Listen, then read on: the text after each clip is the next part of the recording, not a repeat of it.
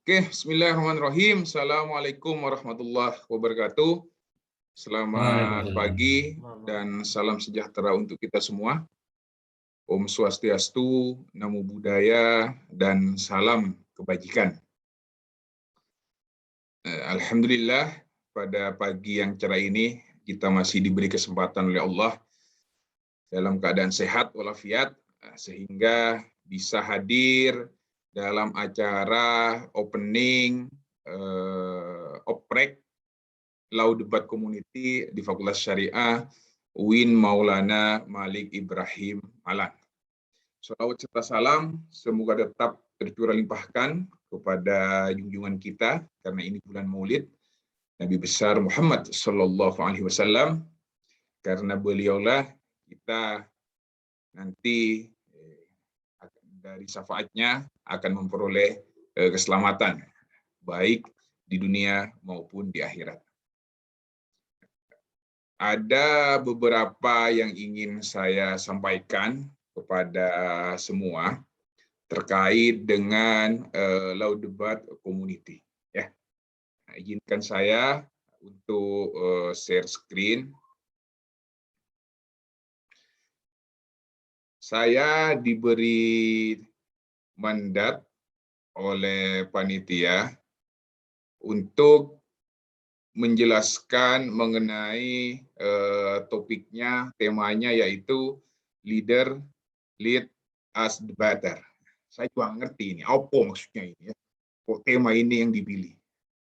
Kalau misalnya nanya soal ini, jangan tanya ke saya, tapi tanya kepada panitia. Ya. Ada beberapa materi yang ingin saya sampaikan. Ini sistematika pemahaman saya. Apa itu LADEK? Ya.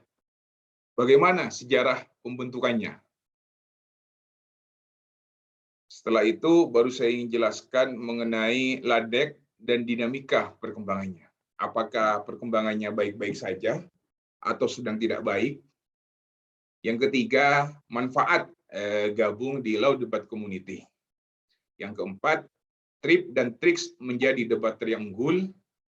Dan yang kelima dan yang terakhir ini, meraih sukses masa depan bersama Law Debat Community. Wah, ya, menarik sekali ini kayaknya ini. Sehingga teman-teman tertarik. Saya sangat senang sekali berdasarkan info yang saya terima bahwa peserta itu yang mendaftar sampai 116 kalau nggak ada tambahan. Tapi juga ada beberapa teman yang mengundurkan diri. Saya juga nggak tahu berapa karena laporannya belum sampai ke saya. Ya. Saya lahir di Sumeneb 35 tahun yang silam. Nah, mungkin ada yang dari Sumeneb, khususnya di Madura, nanti ketemu saya ya. Apalagi yang memang asli Sumeneb, nanti gabung di forum komunikasi mahasiswa Sumeneb. Jadi ketemu saya juga, karena saya pembina utamanya. Atau mau gabung di IMAMA, Ikatan Mahasiswa Madura, saya juga pembinanya ya. Jadi yang asli Madura itu jangan bosan-bosan ketemu saya. Apalagi mau jadi calon anggota LADEK, ketemu saya juga nanti ya di pembinanya. Bahkan saya memegang unsur ketua laboratorium pengembangan bakat dan minat mahasiswa di Fakultas Syariah. Jadi bisa saya dikatakan sebagai ujung tombak di pendelegasian mahasiswa di Fakultas Syariah. Ya. Oke. Kenapa LADEK itu ada? Apakah ada hal-hal yang mendasarinya? Tentu dalam sebuah organisasi yang perlu dicatat itu adalah latar belakang sejarahnya. Masih ingat kata Bung Karno dulu ya? Jangan pernah melupakan sejarah jas merah. Wah, itu penting sekali ya. Makanya kalian juga harus dipelajari ini. Jangan-jangan nanti salah satu tesnya adalah kenapa Law Debat Community harus terbentuk. Menjadi sebuah calon itu harus tahu dulu organisasi yang dituju. Ya. Jangan sampai mau masuk komunitas, organisasi, tidak tahu organisasi itu apa, bergerak di bidang mana, sesuai nggak dengan bakat saya. Nah, ini harus diperhitungkan. Jangan langsung mendaftar, ikut-ikutan teman, dicek dulu. Tapi saya yakin kalian sudah tahu profil Ladek seperti apa, ya. Saya yakin itu. Jadi itu berangkatnya sejarah pendirian Ladek. Semoga saya masih ingat karena saya adalah saksi sejarah. Dulu itu belum ada yang namanya komunitas yang bernama Ladek di Fakultas Syariah. Saya gabung di Fakultas Syariah itu mulai jadi dosen luar biasa itu tahun 2012 akhir. Sesaat saya menyelesaikan program master saya di Fakultas Hukum Universitas Brawijaya. Habis itu saya dipercaya untuk membimbing mahasiswa dalam kegiatan akademik. Terutama pada waktu itu lomba debat itu tidak booming. Yang booming itu adalah karya tulis ilmiah. Yang booming itu LKTI itu dari dulu memang ya, bahkan sampai PIMNAS itu pun Pekan Ilmiah Nasional Mahasiswa yang didengungkan adalah lomba karya tulis ilmiahnya. Dan alhamdulillah saya berhasil memperoleh kepercayaan fakultas karena pada waktu itu ada beberapa bimbingan saya itu yang biasanya tidak tembus nasional. Ada yang bocor itu? Biasanya yang tidak tembus nasional bisa tembus nasional. Pertama ada timnya Muharram Ainul Yakin. Dia bisa juara LKTI tingkat nasional, juara 2 di Fakultas Hukum Universitas Gajah Mada, Yogyakarta. Ini merupakan sebuah prestasi yang luar biasa. Selama ini UIN belum pernah mahasiswanya untuk masuk 5 besar saja belum pernah ya di bidang kepenulisan. Apalagi mau tembus PTN waktu itu. UIN kan biasanya juara tahfidzul Quran di lingkungan PTKIN, juara lomba debat bahasa Arab di lingkungan PTKIN, di lingkungan UIN, UIS, TAIN se-Indonesia. Saya coba bagaimana ini kalau misalnya kita bangun tradisi ini, bangun tradisi menulis, tradisi ilmiah di tingkat mahasiswa, tapi jangan level PTKIN, tapi kita tembus nasional. Apalagi semenjak tahun 2016 gelar kita bukan sarjana hukum Islam, tapi sarjana hukum. Dan kita ini sederajat dengan alumni Fakultas Hukum, Fakultas Syariah dan Ilmu Hukum, Fakultas Syariah dan Hukum atau Fakultas Syariah di seluruh Indonesia. Wah, ya. Itu pengalaman pertama. Pengalaman kedua, saya juga pernah membimbing senior kalian, namanya Muhammad Hamas Hairul Lutfi. Biasanya kalau orang yang gabung di PMII itu kenal dengan beliau ya, karena salah satu pengurus besar PMII. Tapi jangan khawatir, meskipun saya dari HMI, kalau saya sama mahasiswa itu bebas, karena Ladek itu independen. Bahkan ada anak HTI pun saya bimbing pernah, nanti saya jelaskan. Jadi itu asal muasalnya, saya bawa ternyata tembus juara 2. Wih, Fakultas Syariah hebat rek, juara 2 di UGM, dan Mas Lutfi itu juara 1 lomba analisis putusan Mahkamah Agung di seluruh Indonesia, mengalahkan GM, UI, UB, dan lain-lain sebagainya. Wah, ternyata potensi mahasiswa Fakultas Syariah kalau dibina itu luar biasa ya. Yang penting jangan dibinasakan, kasihan. Kalau dibina itu luar biasa. Iya, wong sama-sama makan nasi kok, wong sama-sama jajan roti kok, wong sama-sama pernah baca buku dan lain-lain. Saya samalah potensi itu. Tergantung bagaimana kita bisa mengasahnya. Ternyata berhasil juara 1. Waktu itu dekannya Pak Profesor Dr. Roy Bin itu sangat senang sekali. Wah, begitu dipanggil namanya di hadapan Mahkamah Agung itu, wih, saya terasa terbang. Dan itu sering beberapa tahun itu dijadikan jargon.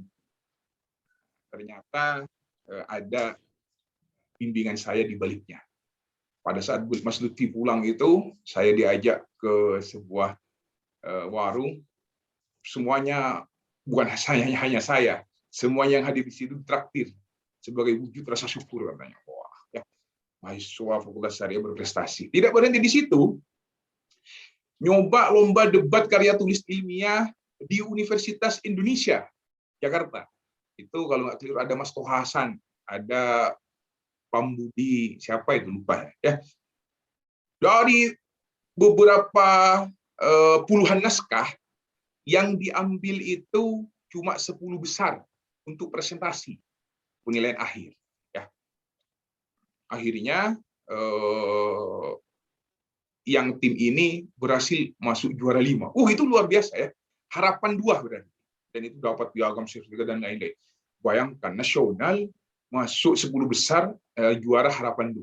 Wah, ini bisa tembus juga. Ternyata saya coba teknik mengajar saya yang saya peroleh selama kuliah. Wah, berhasil. Habis itu saya coba lagi di UGM. Komunitas Hukum Islam menyelenggarakan lomba karya tulis ilmiah. Waktu itu Mas Chandra Irawan. Kemarin orangnya ketemu saya ke sini, minta izin mau studi S2 di Fakultas Hukum Gajah Mada. Ternyata bekal sertifikat itu membantu dia untuk lolos tes. Dan alhamdulillah beasiswa LPDP-nya itu keluar. Sekarang masih S2 di UGM. Ternyata dia juara 2. Ya. Topik yang diangkat itu adalah mengenai hukum pidana Islam. Pembaharuan namanya mengenai ini kriminalisasi kumpul kebo dalam pembaharuan hukum pidana di Indonesia karena ada Islamnya, perspektif maqasidus syariah. Wah, luar biasa mahasiswa ini deh. Saya bimbing berhasil ya.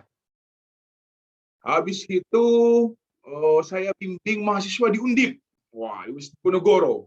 Cuma gagal ini ya. Dari berpuluh-puluh karya ilmiah berhasil masuk 10 besar dan presentasi. Ternyata kita juara 6, nomor 6.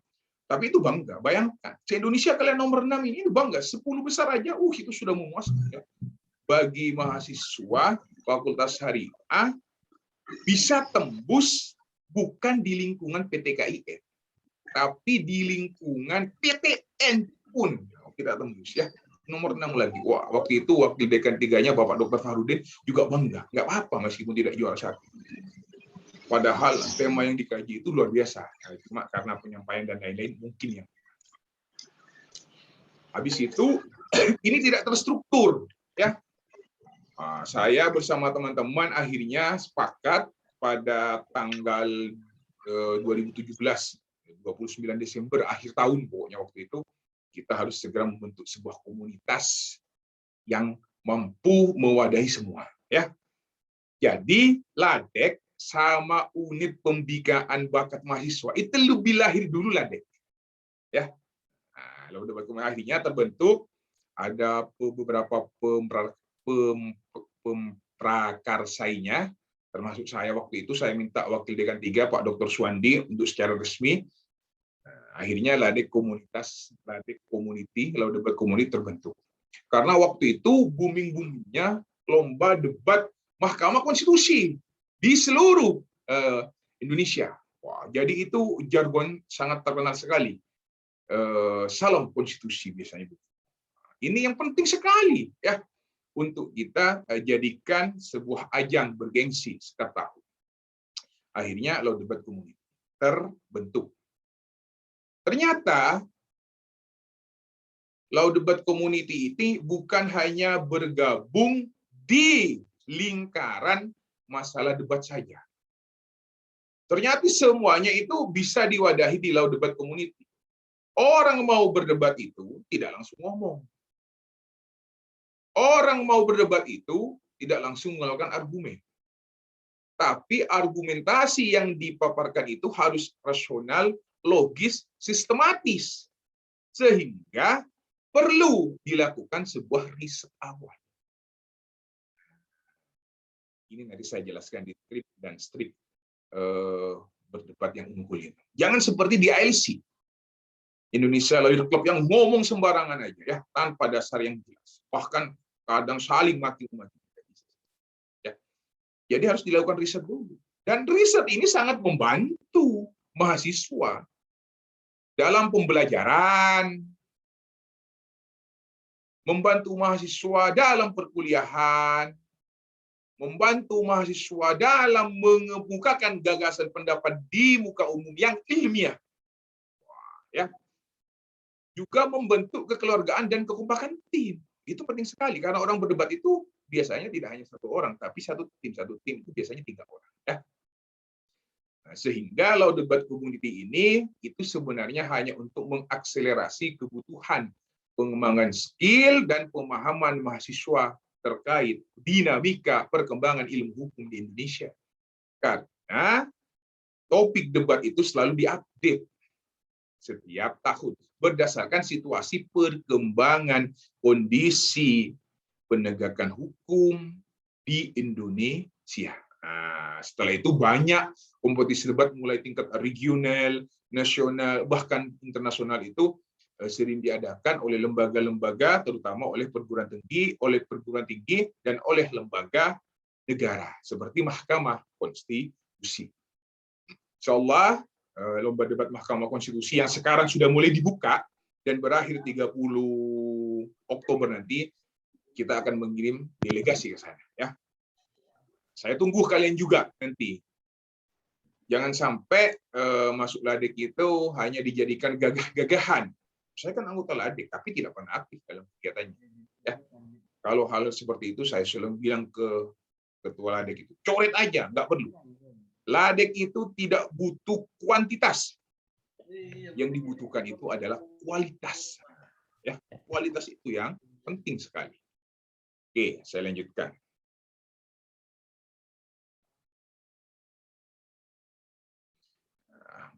Setelah terbentuk, tentu kita harus tahu dinamika perkembangannya seperti apa. Ya, maka saya yang dipercaya semenjak LADEK itu terbentuk sampai sekarang sebagai ketua pembinanya, sudah sejak awal saya tekankan, LADEK itu adalah organisasi independen, tidak di bawah kelompok atau kepentingan manapun. Saya tekankan. Ya, kalian masuk LADEK, lepas jubah kalian.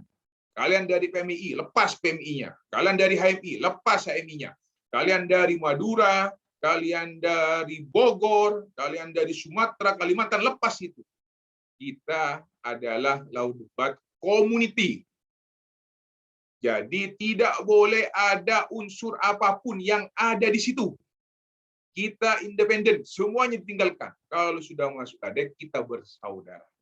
Kita berserikat, berkumpul. Membawa nama besar LADEK untuk pengembangan keilmuan di Fakultas Syariah UIN Maulana Malik Ibrahim Malang. Ya. Terbukti dengan jelas, biasanya berarti ada yang bukan biasanya. Biasanya anggota LADEK yang aktif itu unggul dan dapat bersaing dengan kampus-kampus lain. Unggul itu artinya selangkah lebih maju daripada yang tidak ikut LADEK. Dan itu bisa dibuktikan dengan prestasi. Jadi bukan hanya dengan kata-kata, tapi dengan bukti dan prestasi. Sehingga sampai saat ini LADEK itu membuktikan bisa menjadi organisasi pencetak mahasiswa yang berprestasi dalam bidang akademik dan non-akademik.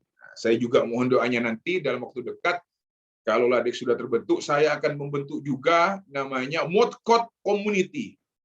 Nanti kalian yang tidak terpilih jadi anggota LADEK, berarti jangan sedih. Berarti bakat kalian bukan hanya di bidang lomba debat, tapi masih banyak lagi ya. Nah, insya Allah dalam waktu dekat, saya sudah koordinasi dengan Ketua Laboratorium Hukum, Bu Ifati Nasia SMH itu, untuk membentuk Modcode Community. Komunitas peradilan semu, yang ini sebagai rangka pendukung dalam kegiatan praktek kemahiran hukum di Indonesia. Dan itu ada lombanya juga. Bahkan Mahkamah Konstitusi juga pernah mengadakan lomba Modcode hukum acara Mahkamah Konstitusi. Ya, berarti kalau misalnya nggak terpilih di LADEK, jangan kecil hati. Insya Allah tahun-tahun yang akan datang juga kami akan membentuk yang namanya kumpulan komunitas legislatif drafting untuk yang HTN, kontrak drafting untuk yang hukum ekonomi syariah, dan legal opinion untuk ilmu hukum. Nah, karena ini biasanya terkait dengan hukum pidana dan itu juga ada lombanya. Ya, kita bertahap dulu. Tidak langsung set, tidak, bertahap dulu. Ya, ini perkembangan LADEK. Sampai sekarang ini, alhamdulillah, LADEK tetap eksis, berdiri, dan anggotanya juga semakin banyak, meskipun hanya beberapa yang aktif. Meskipun gara-gara oprek ini semuanya kayak mau terjadi dinamisasi yang luar biasa ya. Oprek ini ternyata membutuhkan perhatian yang lebih dari yang saya perkirakan. Semua anggota LADEK itu pada sibuk semua gara-gara oprek ini. Jadi calon peserta manfaatkan oprek LADEK ini dengan semaksimal mungkin. Ikuti dari awal dan dari akhir, tidak terpilih itu urusan nanti. Ya, yang penting kalian bisa membuktikan bahwa kalian itu memang layak untuk ada di LADEK. Apa saja manfaatnya? Tentu dong ada manfaatnya. Ya, yang pertama meningkatkan pengetahuan hukum. Iya dong, pasti. Melatih kemampuan public speaking, riset dan menulis. Iya dong. Update terhadap isu hukum faktual dan aktual. Iya dong. Relasi mahasiswa hukum se-Indonesia. Iya dong. Ini terutama anak LADEK yang agak sedikit nakal ya. Kalau misalnya datang lomba ke universitas mahasiswa, ke lembaga atau universitas yang lain, biasanya LU-nya ada yang kecantol, ada yang main kedip-kedipan, wah bahaya ya. Dan tentu yang terakhir adalah muaranya berprestasi. Wah, jadi ujung-ujungnya adalah berprestasi ya. Ada juga manfaatnya gabung LADEK. Pak, misalnya ada pertanyaan. Apakah kalau gabung di LADEK nanti itu ada mudorotnya? Ada kerugiannya? Banyak sekali. Bukan hanya manfaat, banyak juga kerugian kalian gabung di LADEK. Ya, jangan senang-senang. Banyak ruginya. Coba tanya sama panitia itu. Wih, yang pertama rugi waktu. Yang kedua rugi tenaga. Bahkan ada yang sampai bilang, oh karena saking banyaknya semoga tidak stres kata. Banyak ruginya. Jangan senang-senang. Ya. Apa? Kalau tidak digabung di LADEK, bisa jalan-jalan sama ceweknya. Ya. Bisa nongkrong-nongkrong sampai malam, bisa tidur sepuasnya. Enak ya. Tapi kalau gabung di LADEK, yang lainnya tidur-tidur, jalan-jalan ke Batu, masih kutak-katik membuka buku, membuka laptop, riset terus. Kapan waktu saya untuk senang-senang? Ya saya katakan, waktu senang-senang itu nanti setelah kamu jadi mahasiswa dan kamu berprestasi, kamu sukses. Nah, ya, itu cuma yang bisa saya berikan. Biarkan yang lain teman-teman itu jalan-jalan menikmati kota Malang, kota Batu dengan keindahannya. Kamu fokus aja untuk melakukan riset, menyusun argumentasi yang ilmiah. Sehingga apa yang kamu jelaskan dalam setiap event itu membuktikan bahwa jati dirimu sudah memang bagus. Untuk membuktikan bahwa kamu bisa mengeluarkan argumentasi yang logis dan rasional. Kan, ya. Jadi jangan hanya senang-senangnya. Apa lagi? Apa ada senang-senang yang lain selain ini? Ada dong. Kalau kamu terpilih menjadi delegasi dan lombanya offline, kamu akan diberangkatkan untuk mengikuti lomba itu di seluruh Indonesia. Terus bagaimana Pak dengan akomodasinya, hotel, tiket pesawat kalau luar Jawa? Itu menjadi tanggungan unit saya. Ya, itu pun kalau saya ACC. Sekarang apakah semua usulannya LADEK itu bisa digabulkan oleh unit pembinaan bakat mahasiswa? Pembinanya saya, ketua unit pembinaan mahasiswanya saya. Kecil untuk tidak di ACC, meskipun ada peluangnya. Ya, selama ini diajukan ke saya semuanya saya ACC. Selama ini, ke depan ya tergantung mood saya. Ya, kalau kalian agak blewer-blewer, saya suruh aja berangkat dengan pakai uang sendiri. Itu bukan urusan saya, itu kan urusan kalian, kan begitu. Ya, tapi kalau misalnya memang mahasiswa itu benar-benar keren, bagus, kemanapun akan saya delegasikan. Senang ya, bisa jalan-jalan ke Sulawesi, coba membawa diri aja. Hotel ditanggung, pesawat ditanggung, jalan-jalan ke Medan.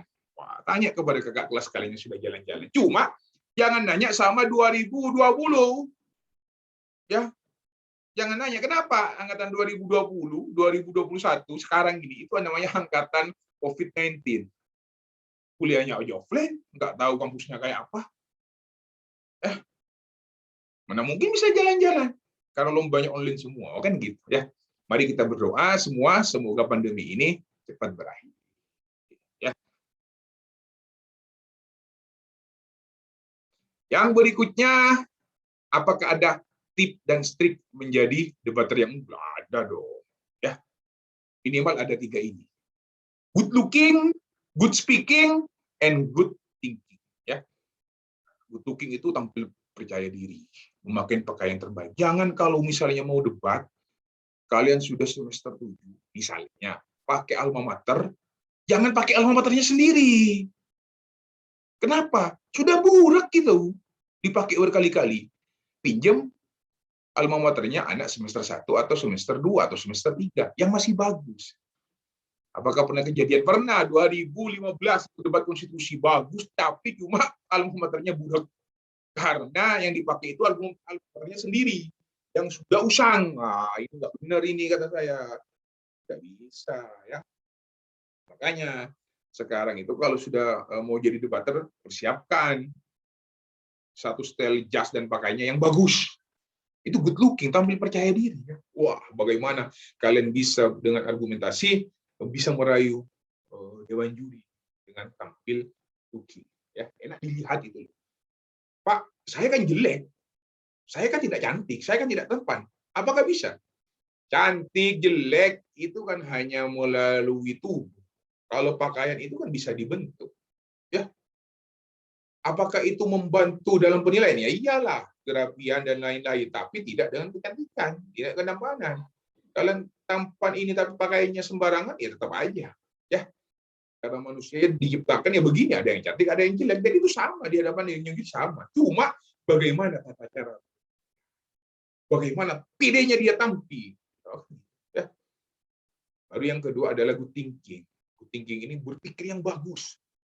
Orang kalau ngomong itu harus ada alasannya, harus ada teorinya, harus ada dasar argumentasinya, tidak hanya sembarangan. Contoh, siapa misalnya? Ketua Ladek misalnya, Mbak Cynthia. Mbak Cynthia itu cantik dan menawan. Saya tanya, kenapa sih dia cantik? Saya nggak tahu, pokoknya dia cantik dan dia sudah merusak hati saya. Ya kenapa? Ya pokoknya cantik. Tidak bisa seperti itu. Ya, jelaskan dulu. Mbak Cynthia itu cantik karena matanya itu bulat, pipinya lesung, ya, telinganya lengkap, kulitnya putih, sehingga bodinya aduhai. Makanya saya terpikat. Cantik itu menurutmu. Nggak apa-apa, itu data yang harus disiapkan. Mbak Cynthia itu jelek. Kenapa? Kulitnya hitam. Wajahnya model sepak begitu. Telinganya hilang satu. Hidungnya pesek. Ya pantaslah dia jelek. Artinya, data seperti itu harus disiapkan. Indonesia adalah negara hukum. Apa buktinya? Pasal 1 ayat 3 konstitusi menyatakan demikian. Ini negara hukum itu apa? Adanya peradilan yang bebas dan tidak memihak. Adanya jaminan pelindungan terhadap hak asasi manusia. Baru kutip. Siapa yang menyatakan seperti itu? Profesor Dr. Jimli Asidiki. Ada rujukannya. Profesor Dr. Muhammad Mahfud MD, ada rujukannya. Rujukan teori yang mendarasinya. Melewati para pakar pencetus itu. Itu yang penting. Ya, argumentasi itu didukung dengan fakta, didukung dengan data, didukung dengan teori. Thinking. Ya. Bukan sekarang gue. Bukan semau gue. Itu tidak benar dalam debat itu. Ya, ya sudah, pokoknya menurut saya jelek ya jelek. Ya kenapa? Ya jelek ya repot. Kalau sudah begitu, ya. Baru yang ketiga, intonasi, penting sekali. Jangan sampai terbata-bata. Jadi kalau gagap jangan masuk di ladek. Ya. Pertanyaan saya, apakah kalian gagap? Kalau gagap jangan masuk, percuma. Ya. Indonesia, ya, jangan masuk. Ingat, yang kita lakukan itu adalah menjatuhkan argumentasi lawan. Serang gagasannya, bukan menyerang orang yang menyampaikan gagasan tersebut. Yang diserang itu gagasannya, bukan menyerang orang yang menyampaikan tersebut. Kamu ngomong ngalur ngidul, kamu jelek. Nggak bisa seperti itu. Yang diserang gagasannya. Interupsi. Saudara tadi menyatakan bahwa belum ada satupun ormas yang dibubarkan oleh pemerintah. Perlu saudara ketahui bahwa ada salah satu ormas yang sudah dibubarkan, yaitu Hizbut Tahrir. Mohon klarifikasinya. Bingung dia. Yang dijatuhkan itu adalah argumennya, bukan orangnya. Kamu dari tadi banyak bacot, kurang ajar kamu jelek.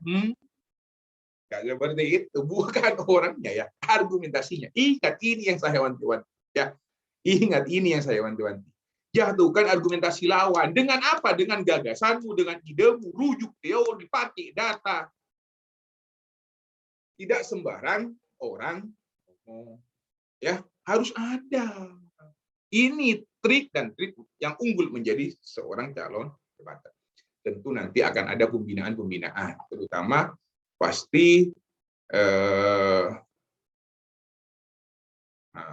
nanti akan menjadi sebuah kelebihan kalian, ya.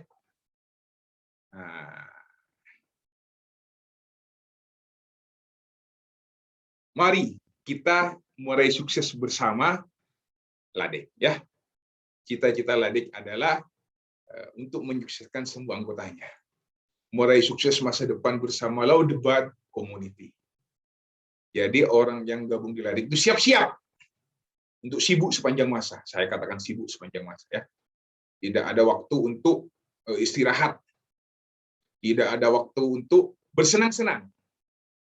Pak, kalau misalnya lomba ini terus kan stres juga. Masa nggak ada? Ya ada, Du. Ya ada, Ger. Ya.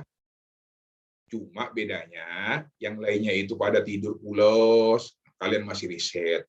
Kami pernah nemen riset, saya itu pernah sampai jam 2 malam nemen riset. Tanya kakak kelas kalian itu, riset sampai jam 2 malam, lombanya jam 8, dia ketiduran. Padahal itu perebutan juara 3, mangkel saya, ya. Tapi mau gimana lagi? Risetnya memang sampai jam 2 malam, ya. Habis bangun subuh dia tertidur, saya yakin jam 8 sudah bangun. Ternyata dia bablas sampai jam 9. Ada yang seperti itu. Emang capek, emang. Penuh konsentrasi tinggi. Karena meraih sukses masa depan itu tidak mudah. Itu butuh perjuangan. Ya. Apa kiatnya? Terlatih berbicara dan berdebat. Wah. Terlatih berpikir kritis. Relasi yang kuat, luas. Pengalaman organisasi yang positif dan produktif, menjadi mahasiswa berprestasi, dan berprestasi itu berguna untuk tujuan pekerjaan atau beasiswa. Ya, kalau kalian nanti lulus punya sertifikat banyak, waktu melamar kerja dikumpulkan, dilampirkan, itu jadi salah satu poin kalian dilamar, kalian diterima oleh pekerjaan, kalian lulus beasiswanya. Apakah ada Pak alumni Ladek yang dapat beasiswa banyak? Ya. Misalnya ya, itu sekarang beasiswanya turun di Universitas Islam Internasional Indonesia UIII Jakarta. Sekarang lagi mengurus proses S2-nya juga di Australia, ya. Dan sekarang juga menempuh master Fakultas Hukum Universitas Brawijaya. Waduh, luar biasa sekali, ya. Semoga yang lainnya ini segera menyusul.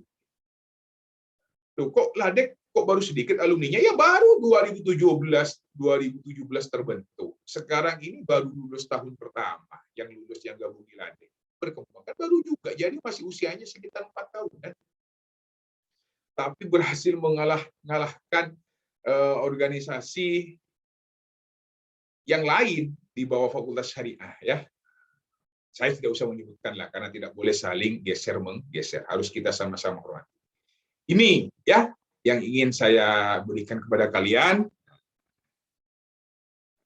Jadi intinya berdebat itu adalah menggunakan daya pikiran dengan menyampaikan argumentasi yang baik, didukung oleh data yang mumpuni, menjelaskan dan menyampaikan sistematis, intonasi penyampaiannya dijaga, dan itu yang utama dalam berdebat. Yang diserang itu adalah gagasannya, bukan orang yang menyampaikan gagasan. Ya, jika ingin tahu bagi pemula tata cara berdebat, subscribe YouTube saya, Imam Sukadi Channel. Biar di situ sudah ada beberapa contoh yang saya upload mengenai delegasi LADEK di berbagai event. Ya, sekali lagi mohon dibantu subscribe YouTube saya, Imam Sukadi Channel. Nanti kalian bisa lihat di situ, oh begini gaya pembicara pertama, oh begini gaya pembicara kedua, oh begini jadi pembicara ketiga. Kalau saya cocoknya di mana? Saya kayaknya di 3, saya kayaknya di 2, saya kayaknya di 1, itu terserah kalian. Yang penting nanti bagaimana tim itu bisa menyampaikan gagasan secara runtut, kekompakan yang teratur, kerjasama yang bagus. Insya Allah, mari meraih masa depan yang sukses dan cemerlang bersama Lau Debat Community. Demikian. Saya kembalikan kepada moderator. Monggo jika ada yang didiskusikan. Wabillahi taufiq wal hidayah. Wassalamualaikum warahmatullahi wabarakatuh.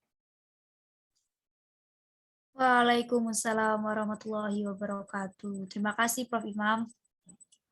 Nah, langsung aja ya teman-teman. Barangkali ada yang ingin ditanyakan ke Prof. Imam, langsung ditanyakan. Tapi kita batasi 3 terlebih dahulu. Kalau misalnya ada waktu lagi, bolehlah ditambah. Silakan teman-teman. Jangan pada tegang dong. Relax, relax, relax. Ayo coba bareng-bareng tarik nafas. Tahan. Jangan keluarkan. Keluarkan deh, kasihan. Ayo teman-teman.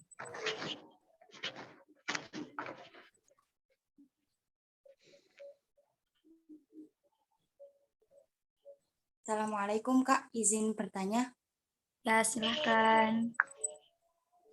Kriteria ideal seperti apa agar seseorang bisa diterima di komunitas ini? Sekian, terima kasih.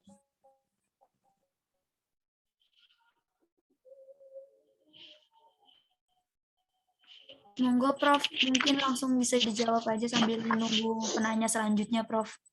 Oke, terima kasih. Ya, jadi karena ini masih mahasiswa baru semester 1, ini juga kaitannya dengan kalau sudah masuk LADEK dan kalian menjadi legasi dan instruksi. Jadi bertanya itu jangan seperti itu, ya, harus disesuaikan dulu, harus dikasih kata pengantar. Bertanya, contoh, saya kan orangnya aktif. Saya juga beberapa kali mengikuti debat SMA misalnya, ya. Dan saya menyampaikan dalam penyampaian argumentasi, insya Allah rutut misalnya, menurut dirinya sendiri dulu. Kira-kira, apakah dengan kemampuan saya seperti itu bisa nggak masuk dan diterima gabung di Lau Debat Community? Gitu seharusnya, ya. Bukan langsung pertanyaan, apakah kamu cantik? Apakah kamu jelek? Kriteria apa? Nggak bisa seperti itu. Ya, harus ada pengantar dulu. Nah, sehingga kesannya pertanyaan kalian itu pasti menguntungkan kalian itu loh. Nah, gitu. Ini trik yang pertama ya, lewat pertanyaan. Jadi begitu. Ya. Sehingga saya kan begini ya, ukur kemampuan kalian dulu. Saya kan menyampaikan argumentasi ya agak terbata-bata misalnya. Tapi saya punya daya riset yang bagus, pendalaman saya bagus, logika saya yang bagus. Apakah saya pantas untuk gabung di LADEK? Jadi kan enak gitu loh. Jangan, apakah kriterianya seperti apa bisa masuk? Ingat, ini bukan ujian skripsi, ya. Kalau mau skripsi memang bertanya memang apa isu hukumnya, memang bertanya. Tapi kalau diskusi dimanapun, ada webinar, ada apapun itu, bertanyanya jangan seperti itu. Ada kalimat pembuka dulu, ya, tanya seperti itu. Ya. Jadi tidak ada kriterianya.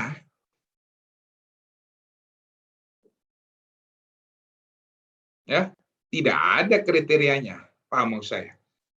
Yang penting ada good looking, good speaking, ya, bisa enak dilihat, bagus penyampaiannya, argumentasinya itu, iya sudah.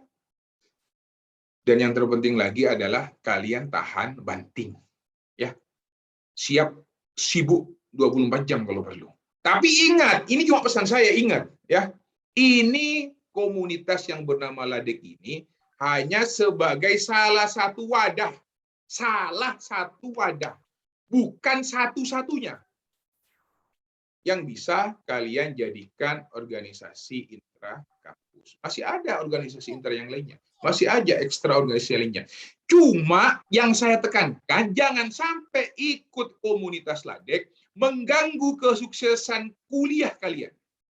Tanamkan di jiwa diri kalian itu mulai sekarang. Kalian kuliah, kalian datang jauh-jauh ke UIN Malang, itu hanya untuk kuliah, hanya untuk menuntut ilmu. Itu yang ditanamkan, ya. Ladek sebagai salah satu sarana untuk menunjang perkuliahan, untuk menunjang kesuksesan kalian berkuliah. Saya loh sampai semester 14 nggak lulus nggak ikut Ladek. Itu keliru, mindset seperti itu keliru. Ya, tanamkan. Kalian datang ke UIN Malang, kuliah di Fakultas Syariah, ngambil jurusan HES, ngambil jurusan HTN, ngambil jurusan HKI, ngambil jurusan IAT, hanya untuk menuntut ilmu, kuliah dapat gelar S1. Titik. Itu yang utama dan pertama. Ladek dan yang lainnya hanya sebagai sarana mendukung itu. Ingat, hanya sebagai sarana. Salah satu sarana. Bukan satu-satunya. Paham ya? Itu caranya. Yang utama itu kuliah. Salah satu sarananya Ladek Community. Ya. Nggak ada kriterianya. Pak, saya kan wajah saya jelek. Bisa diterima nggak di Ladek? Bisa aja diterima, asal kemampuannya bagus. Ya. Saya kan cantik. Oh, bro. Nang kos. Ada yang bocor? Nah, ya. Nah, kira-kira begitu. Monggo, jika ada pertanyaan lain, moderator. Monggo teman-teman, ada pertanyaan nggak nih? Pasti banyak lah. Kayak terbesit-besit, kayak bertanya-tanya. Apa Izin, Kak. sih? Ya, silahkan. Ya, bismillahirrahmanirrahim. Sebelumnya, perkenalkan saya Muhammad Alif Al-Fatir dari jurusan Hukum Tata Negara Angkatan 2020. Saya ingin bertanya, jadi sebagai informasi, pada saat di bangku SMA, saya pernah mengikuti ekstrakurikuler yaitu debat bahasa Inggris. Nah, kebetulan kalau di debat bahasa Inggris itu, kita itu boleh menyerang atau mengcounter itu dari segi manner seseorang dalam memberikan argumen. Contohnya, dia mengatakan menurut saya. Nah, aturan di dalam debat bahasa Inggris itu tidak boleh memberikan argumen menurut saya. Memangnya kamu siapa dapat memberikan argumen? Nah, dan saya bertanya, apakah juga begitu di dalam debat konstitusi? Dan pertanyaan yang kedua, apakah di dalam debat konstitusi itu kita harus melulu menyerang argumen lawan itu menggunakan undang-undang? Apakah boleh mungkin dengan adigium atau yang lain-lain? Terima kasih. Sekian. Terima kasih untuk peserta Muhammad Alif. Monggo Prof. Imam mungkin bisa langsung dijawab. Oke, ya, terima kasih. Debat itu adalah seni menyampaikan gagasan. Dan debat itu adalah bagaimana tata cara menyampaikan argumentasi dengan baik. Debat apapun itu. Cuma ada kekhususan antara masing-masing debat itu. Debat bahasa Inggris, debat pendidikan, debat hukum dan konstitusi. Tentu pokok utamanya adalah objek kajian yang dikaji. Ya. Kalau debat pendidikan berarti berbicara tentang kebijakan di pendidikan. Ya terserah, mau pakai argumentasi manapun sesuai dengan objek yang ditentukan dalam pendidikan. Ya. Bagaimana kalau debat bahasa Inggris? Ya sama, pasti penyampaiannya pakai bahasa Inggris terhadap mosi yang sudah diberikan. Namanya debat bahasa Inggris pasti pakai bahasa Inggris dong. Tidak mungkin pakai bahasa Madura kayak saya kan gitu. Tidak mungkin pakai bahasa Jawa. Itu yang pertama. Nah, bagus memang kalau misalnya data argumentasi itu didukung oleh data, bangunan argumentasi itu didukung oleh data dengan teori-teori yang relevan. Benar yang dikatakan oleh Mas Alif itu, menurut saya, ngapain pakai kata menurut saya? Emang kamu siapa? Benar itu. Nggak usah menurut saya. Kalau menurut saya, sampaikan aja kamu. Nggak usah menurut saya. Nah, contoh misalnya, Prof. Mahfud menyatakan A, Prof. Jimli menyatakan B, Bagirmanan menyatakan C. Nah, dari apa yang disampaikan di atas, dapat ditarik benang merah bahwa ini kan sebenarnya kan pendapatmu kan. Nggak usah dipakai menurut saya, ngapain, nggak perlu. Nah, gitu loh. Artinya, argumentasi kamu itu didukung atau berdasarkan teori yang relevan atau data-data yang mumpuni. Itu caranya. Apakah selalu menyerang dengan pakai undang-undang dasar? Menyerangnya pun itu bebas, mau pakai apapun, adagium apapun, undang-undang pendapat orang, terserah. Yang penting argumentasi lawan itu patah. Yang penting argumentasi lawan itu bisa dimentahkan dengan cara apapun.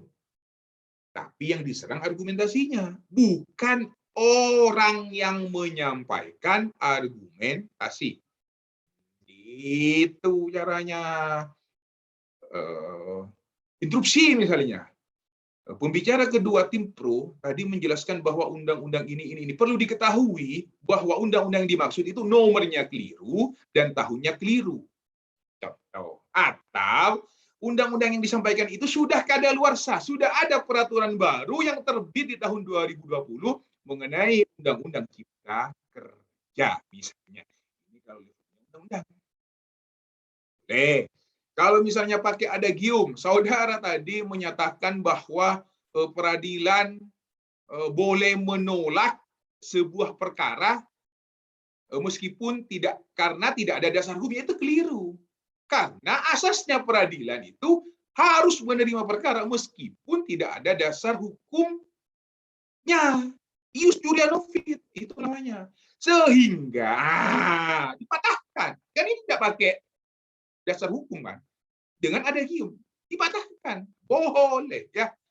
Nah, saudara tadi mengutip pendapat Profesor Dr. Yusril Iza Mahendra bahwa gugatan ADART itu bisa dilakukan judicial review ke Mahkamah Agung.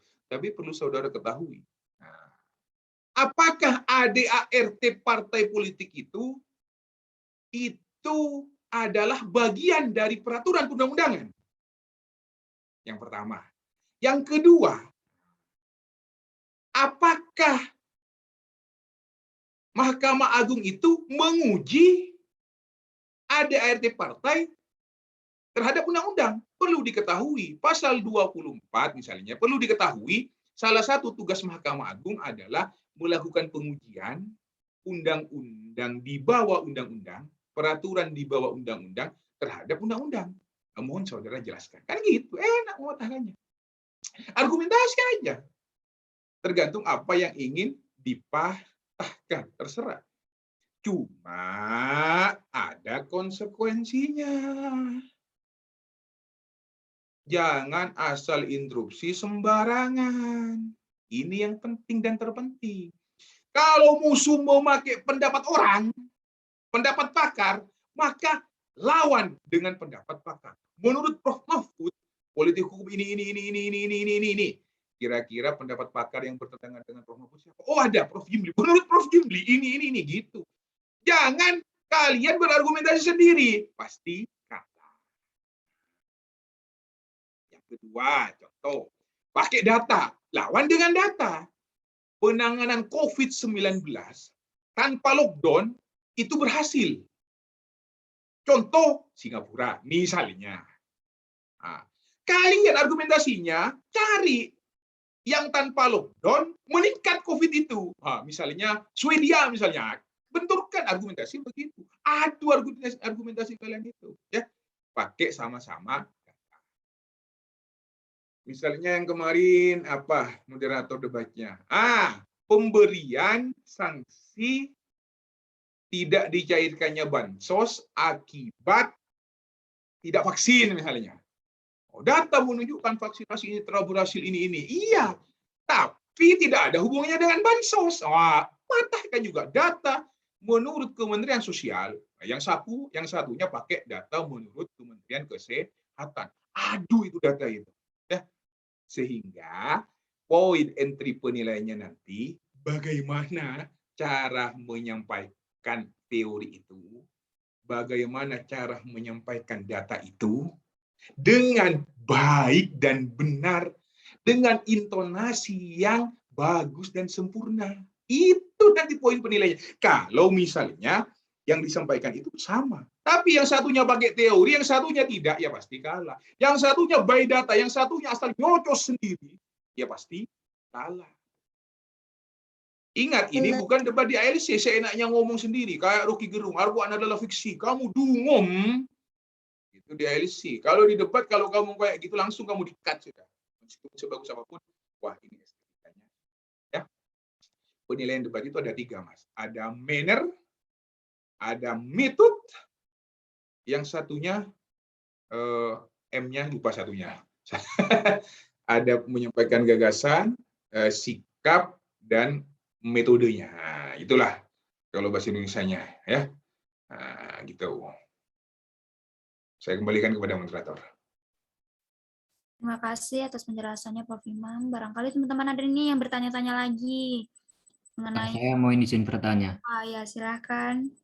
Ustadz, apakah dalam seni berdebat itu para debaters itu harus kritis dan kuat dalam filsafat ilmu, terutama dalam kajian aspek ontologis, epistemologis, dan aksiologis dalam risetnya? Sebentar. Saya mau mengambil charger dulu karena laptop mau mati ini.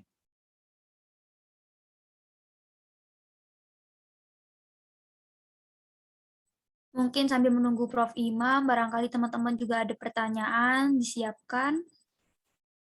Nggak usah tegang-tegang, guys. Kita diskusi santai aja, mengalir aja. Nggak usah tegang-tegang. Santai, relax gitu kan. Masa waktu perkuliahan udah tegang, ini waktu diskusi juga tegang. Kasihan nanti otaknya kan panas terus gitu kan. Anggap aja nih diskusi pendingin gitu. Nih, ada Prof. Imam sudah datang. Monggo, Prof. Oke, ya. Ini pertanyaannya saya banget gitu loh. Ini cocok ini. Dan pertanyaan-pertanyaan seperti ini tidak pernah ditanyakan oleh kakak kelas kalian ini. Ya. Tanya itu MC-nya itu, ketawa ketiwi itu. Helmina itu. Tanya itu sama moderatornya itu, nggak ada. Ya. Menyinggung persoalan ontologi, epistemologi, dan aksiologi. Ya. Saya katakan, ya wajib. Seharusnya begitu memang penguasaannya. Ya. Kalau kalian belum sampai ke level itu, ya saya maklumi. Ya. Jadi, kalau misalnya diukur tingkat stratanya, sarjana hukum bagi kalian ini sebenarnya yang dipelajari adalah dogmatika hukum. Apa hukum yang ada dalam teks peraturan perundang-undangan. Sudah itu aja. Ya. Tapi, kalau misalnya kalian lanjut studi master, studi S2, maka yang dipelajari adalah teori yang relevan. Apa teori yang mendasarinya itu? Wah, ya.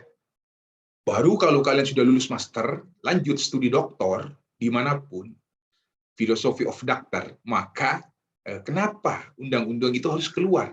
Nilainya apa? Epistemologi, ontologi, dan aksiologi. Pak, berarti kalau S1 itu tidak boleh berbicara itu. Ya bukan tidak boleh, itu lebih bagus itu malahan ya. Kalau misalnya kalian kuat, oh itu bagus. Dan itu yang memang saya tunggu-tunggu gebrakan seperti itu. Ya, bagaimana ontologinya? Ontologi itu kan nilai, epistemologi itu kan cara, aksiologi itu adalah implikasi dari nilai dan cara itu terhadap apa yang kita lakukan, kan gitu. Ya, aksiologinya di situ, aksinya itu seperti apa, kan gitu. Wah itu lebih bagus lagi. Kalau kalian bagus dan kuat ini saya ajungi pasti argumentasi yang kalian sampaikan itu pasti kritis, logis, sistematis, dan radikal, mendalam pasti. Ya. Nah, coba saya kasih tahu pengantar, dan ini mungkin satu-satunya yang saya sampaikan, buka YouTube saya, cari pengantar ilmu filsafat ilmu. Wah, waktu itu saya diundang oleh Mantek itu untuk mengisi itu, dan sudah saya rekam, sudah saya upload. Coba kalian buka itu dan kalian lihat sampai habis, itu sekitar 1 jam lebih sambil menemani tidur kalian. Saya menjelaskan mengenai pengantar ilmu filsafat ilmu. Ya. Nah, jadi filsafat ilmu sebenarnya itu adalah ilmu filsafat ilmu. Ilmu yang berbicara, objeknya itu adalah ilmu. Wah, itu luar biasa. Ya. Nah, itu hanya pengantar saja. Nanti diskusinya bisa ketemu saya. Ya, makanya segera subscribe YouTube saya biar cepat saya termonetis itu. Nah, sekalian promosi gitu loh. Kalau nggak dipromosikan ya. Nah, gitu. Bagus itu pertanyaannya. Saya dukung sekali. Wah, kalau sampean kuat bangunan argumentasinya, jelas logika hukumnya berdasarkan ontologi, epistemologi, dan aksiologi. Mas. Ya. Kenapa Profesor Dr. Yusril Ihsan Mahendra itu sulit dipatahkan argumentasinya? Siapapun yang menyerangnya. Diserang Julia Siddiqui, diserang oleh Zainal Arifin Mokhtar, diserang oleh Profesor Dr. Deni Indrayana, bahkan sama Prof. Mahfud pun. Yusril itu kokoh berdiri dan argumentasinya bagus. Ingat, opini itu tidak ada yang benar dan salah. Yang benar itu adalah putusan hakim. Nanti, tapi opini itu kan pendapat. Sama kayak berdebat ini, nggak ada yang salah pendapat itu, ya. Tapi yang benar itu putusan hakim nanti kalau misalnya itu dibawa ke pengadilan. Ya nanya, kenapa Prof. Yusril itu mumpuni seperti itu? Ternyata saya recheck.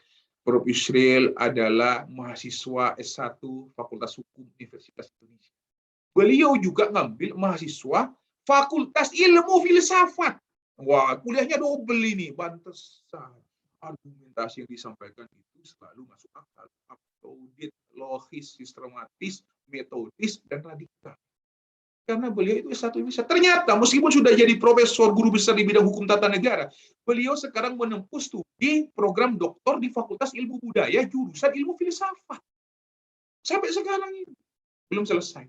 Kuliah lagi beliau, hanya untuk mendalami filsafat. Itu pentingnya. Nah, makanya kemarin pada saat pengujian undang-undang ADART partai politik, itu kan diperintahkan oleh undang-undang untuk membuat ADART partai politik. Kalau misalnya ADART-nya bermasalah, kemana pengujiannya? Kan ini masih terjadi vakum of norm, kekosongan norma. Makanya saya minta fatwa ke Mahkamah Agung, karena menguji undang-undang, menguji peraturan di bawah undang-undang terhadap undang-undang itu ke Mahkamah Agung. Kalau menguji undang-undang terhadap undang-undang dasar itu ke Mahkamah Konstitusi. Jadi langkah saya ini benar. Silakan orang lain ini berpendapat. Itu kan namanya opini. Dan juga saya berpikir, buktikan di pengadilan putusan Mahkamah Agung itu yang nanti akan menjadi rujukan. Biarlah hakim yang menilai. Ini katanya Prof. Yusril. Meskipun dalam hal ini saya tidak sependapat dengan beliau itu. Menurut saya ADART partai politik itu bukan undang-undang, bukan peraturan undang-undangan. Lihat pasal 7 ayat 1 Undang-Undang Nomor 12 Tahun 2011 tentang pembentukan peraturan undang-undang. Di situ jelas siapa, apa urutannya.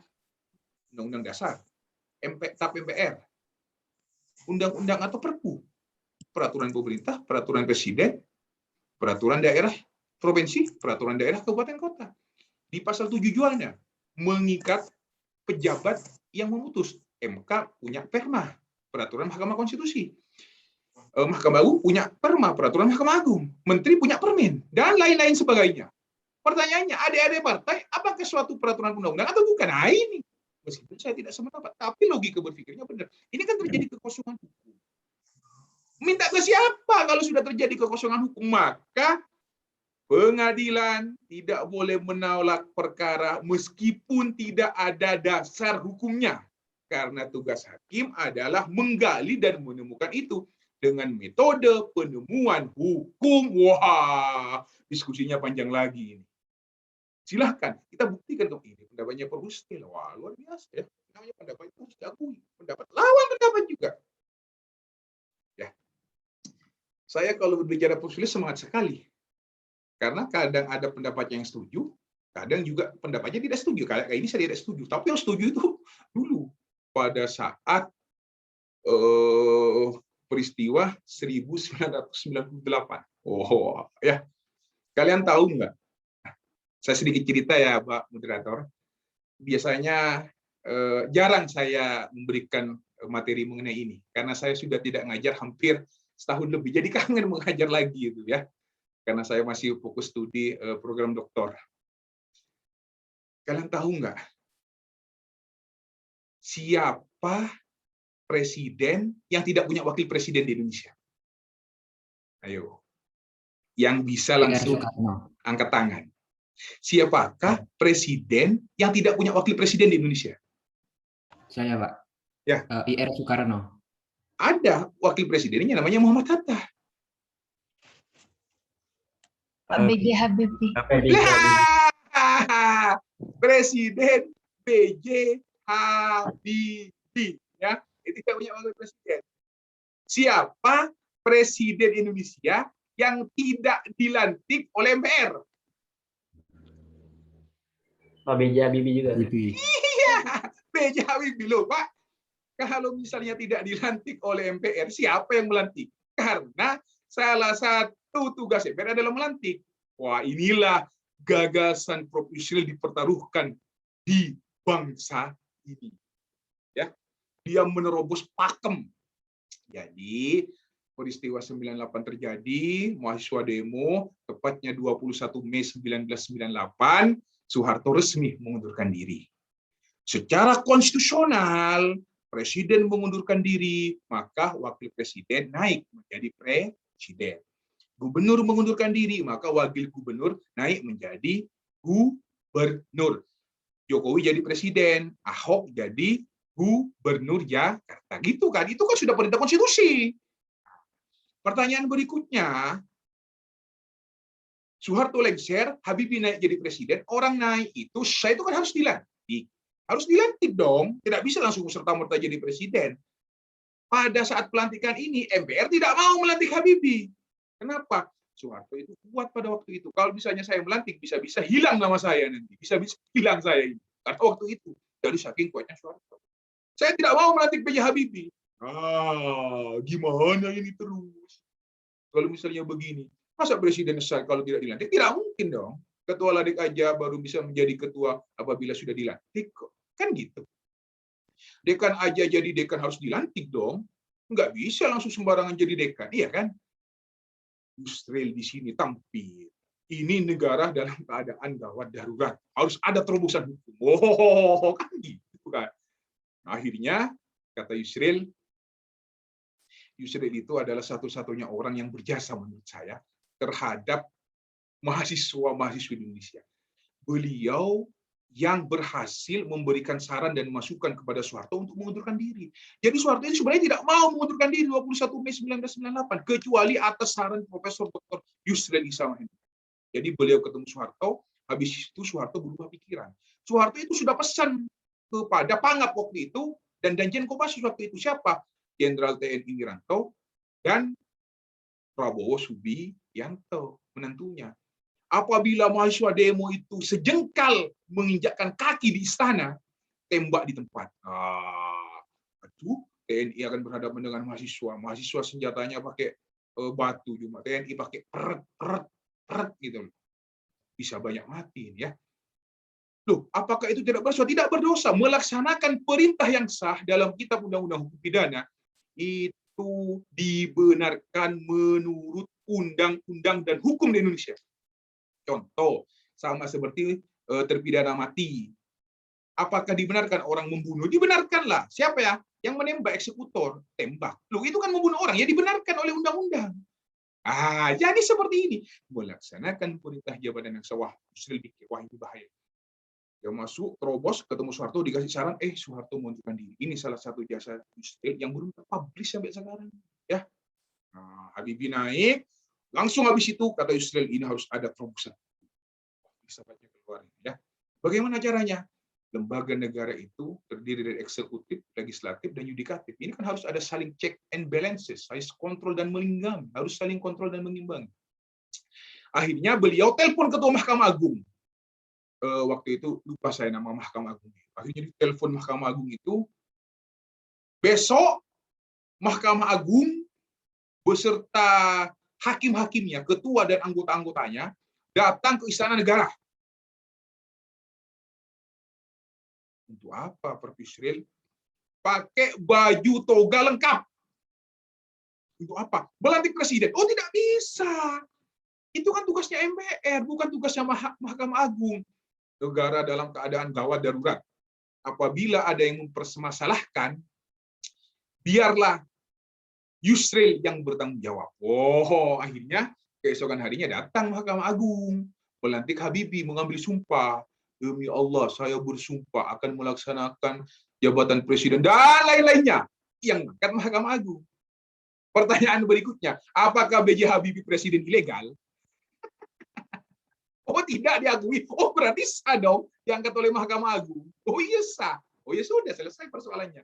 Ternyata tidak sesederhana itu. Itu digugat ke pengadilan.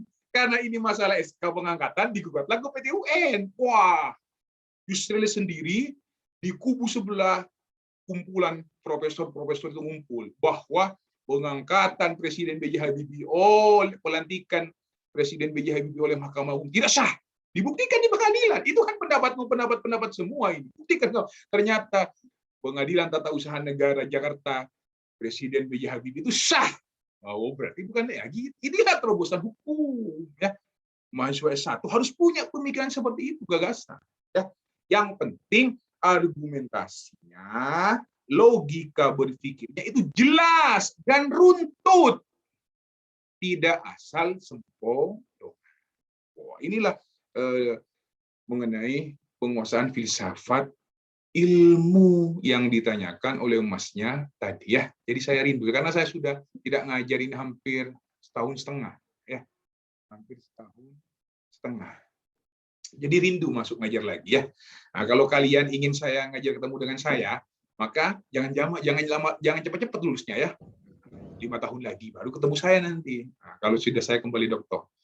Gara-gara nunggu Pak Imam, kelamaan saya kuliahnya. Ya, nantilah ketemu di lain waktu ya. Enggak apa-apa silakan.